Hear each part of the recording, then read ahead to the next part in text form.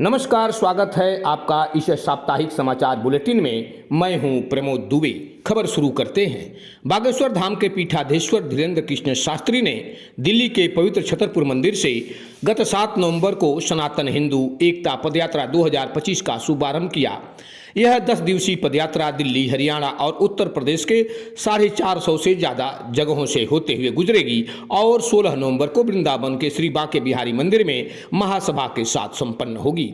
हालांकि मध्य प्रदेश के दतिया में महाराज जी के यात्रा के विरोध में कुछ लोगों ने प्रदर्शन किया, उन्हें गिरफ्तार भी कर लिया गया है। बावजूद इसके इस पदयात्रा को भारी जन समर्थन मिल रहा है। पदयात्रा के विभिन्न पड़ावों पर विभिन्न क्षेत्रों से जुड़े हुए हजारों श्रद्धालुओं की भीड़ जमा हो रही है। इस यात्रा में देश के खेल, मनोरंजन और आध्यात्मिक जगत के कई मशहूर हस्तियां भी उपस्थित देखी गई है। भारतीय रेसलर द ग्रेट खली, क्रिकेटर उमेश यादव और पूर्व क्रिकेटर शिखर धवन को भी देखा गया। ग्रेट खली ने इस अवसर पर कहा कि हर किसी को इस पदयात्रा का हिस्सा बनकर इसे सफल बनाना चाहिए। वहीं शिखर धवन ने कहा, आचार्य धीरेन्द्र शास्त्री का उद्देश्य हिंदुओं को जातिगत भेदभाव से ऊपर उठाकर एकजुट करना है। मजबूत भारत के लिए हिंदुओं का एक होना जरूरी है। उमेश यादव ने भी श्रद्धा व्यक्त करते हुए कहा, यह सब भगवान की कृपा है। ध्यान करते हैं अगली खबर पर। प्रधानमंत्री नरेंद्र मोदी ने शनिवार को कहा कि व्यापार में सुगमता और जीवन में सुगमता तभी संभव है जब न्याय में सुगमता सुनिश्चित हो। उन्होंने कहा कि पिछले कुछ वर्षों में इस दिशा में कई कदम उठाए गए हैं। प्रधानमंत्री ने सर्वोच्च न्यायालय में कानूनी सहायता वितरण तंत्र को सुदृढ़ बनाने पर राष्ट्रीय सम्मेलन का उद्घाटन करते हुए कहा कि न्याय सभी के लिए सुलभ हो, यह सुनिश्चित करने में कानूनी सहायता महत्वपूर्ण भूमिका निभाती है। प्रधानमंत्री ने कहा कि मुझे संतोष है कि आज लोक अदालतों और मुकदमे पूर्व समझौतों के माध्यम से लाखों विवादों का शीघ्र, सौहार्दपूर्ण और कम लागत पर समाधान हो रहा है। भारत सरकार द्वारा शुरू की गई कानूनी सहायता बचाव परामर्श प्रणाली के तहत केवल 3 वर्षों में लगभग 8 लाख आपराधिक मामलों का समाधान किया गया। इन सरकारी प्रयासों ने देश के गरीबों, दलितों, उत्पीड़ों, शोषितों और वंचितों के लिए न्याय सुनिश्चित किया है। अगली खबर बिहार विधानसभा चुनाव से जुड़ी हुई है। दरअसल बिहार के समस्तीपुर में शनिवार को एक वीडियो सामने आने के बाद विवाद खड़ा हो गया, जिसमें सड़क के किनारे बड़ी संख्या में voter verifiable paper audit trail अटा VVP-80 पर्चियां बिखरी हुई दिखाई दे रही थी। जनता दल ने आरोप लगाया कि ये पर्चियां इलेक्ट्रॉनिक वोटिंग मशीनों EVM से निकाली गई थी। हालांकि जिला प्रशासन ने स्पष्ट किया कि ये पर्चियां गुरुवार को मतदान से पहले किए गए मॉक पोल की थी, न कि वास्तविक मतदान की। समस्तीपुर के जिलाधिकारी रोशन कुशवाहा ने कहा कि जांच में पता चला है कि मॉक पोल के बाद अतिरिक्त कापियां काटी गई थी, लेकिन कुछ बिना काटे हुए पाई गई। जिलाधिकारी ने कहा कि हमने घटनास्थल का निरीक्षण किया और पाया कि पर्चियां मॉक पोल की थी, उनमें से कुछ को ठीक से नहीं काटा गया। EVM नंबरों से हमें जिम्मेदार मतदान कर्मचारियों की पहचान करने में मदद मिलेगी और कार्रवाई की जाएगी। आगे उन्होंने बताया कि उम्मीदवारों को घटना की जानकारी दे दी गई है। वायरल हुए वीडियो में स्थानीय लोगों को पार्टी के चिन्ह वाली पर्चियां उठाते हुए दिखाया गया है। अगली खबर, राष्ट्रवादी कांग्रेस पार्टी शरद चंद्र पवार के नेता शरद पवार ने शनिवार को कहा कि अगर भारतीय जनता पार्टी नीत राष्ट्रीय जनतांत्रिक गठबंधन बिहार विधानसभा चुनाव हार जाता है तो उन्हें आश्चर्य नहीं होगा, क्योंकि इस पूर्वी राज्य के लोग बदलाव चाहते हैं। पवार ने पत्रकारों से कहा कि बिहार देश की बाकी राज्यों से अलग है और यह भारतीय राजनीति के कुछ निर्णायक क्षणों का साक्षी रहा है। वरिष्ठ लोगों ने कहा कि हालांकि उन्होंने बिहार में प्रचार नहीं किया है, लेकिन राज्य में अपने संपर्कों से मिली जानकारी के अनुसार अगर राजग सत्ता खो देता है तो उन्हें आश्चर्य नहीं होगा। उन्होंने कहा, बिहार के लोग बदलाव चाहते हैं।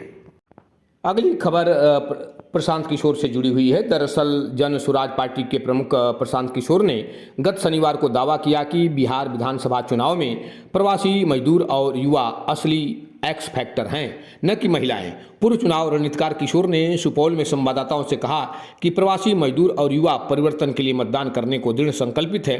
उन्होंने कहा कि प्रवासी मजदूर बड़ी संख्या में अपने परिवारों के साथ मतदान के लिए घर लौट रहे हैं। पहले प्रवासी मजदूरों के पास कोई विकल्प नहीं था, इसलिए वे राष्ट्रीय जनतांत्रिक गठबंधन को वोट देते थे, लेकिन इस बार वे जन स्वराज पार्टी के पक्ष में मतदान कर रहे हैं।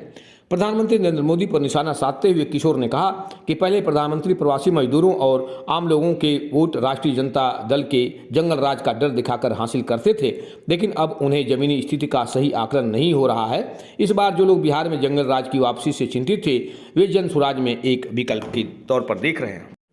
अगली खबर उत्तर प्रदेश से है। अब चूंकि नवंबर का मध्य महीना शुरू हो चुका है, अब वहाँ पर रबी की फसल की तैयारी हो रही है। इसके लिए किसानों ने रासायनिक उर्वरकों की ज़रूरतों पर ज़्यादा महत्व दिया है। देखा जाए तो आजकल जो रासायनिक उर्वरक हैं उनकी जो कीमतें हैं वो आसमान छू रही हैं, और साधन सहकारी समितियों पर जो उर्वरकों का लेन देन का जो कार्यक्रम था वह बड़ा बुरी तरह प्रभावित हो रहा है। किसानों का कहना है कि वहाँ पर भी उन्हें नकदी देकर भी सही तरीके से सही समय पर रासायनिक उर्वरकों की आपूर्ति नहीं की जाती है। किसानों ने सरकार से मांग की कि पर्याप्त मात्रा में प्रत्येक गांव की जो साधन सहकारी समिति है वहाँ पर रासायनिक उर्वरकों की उपलब्धता सुनिश्चित कराई जाए। इसके साथ ही किसानों का ये भी कहना है कि रासायनिक उर्वरकों में और अन्य मामले में सरकार को भारी मात्रा में सब्सिडी देनी चाहिए, ताकि जो पिछले हफ्ता में जो भारी बारिश हुई थी उससे जो धान की फसल है वह बड़ी बुरी तरह प्रभावित हुई है। किसानों ने सरकार से पर्याप्त मात्रा में आर्थिक मुआवजा देने का भी निवेदन किया है। अगली खबर SIR से जुड़ी हुई है। उत्तर प्रदेश, बिहार, राजस्थान और देश के अन्य राज्य हैं जहां से कि बहुत भारी संख्या में प्रवासी दूसरे राज्यों में रह कर के आजीविका का जुगाड़ करते हैं और उनका संबंध गांव से भी है, इसलिए वे गांव से में भी राजनीतिक सक्रियता में भाग लेते हैं और शहरों में भी भाग लेते हैं। ऐसे में SIR प्रक्रिया के तहत वो सिर्फ एक जगह ही वोट देने के अधिकारी हैं।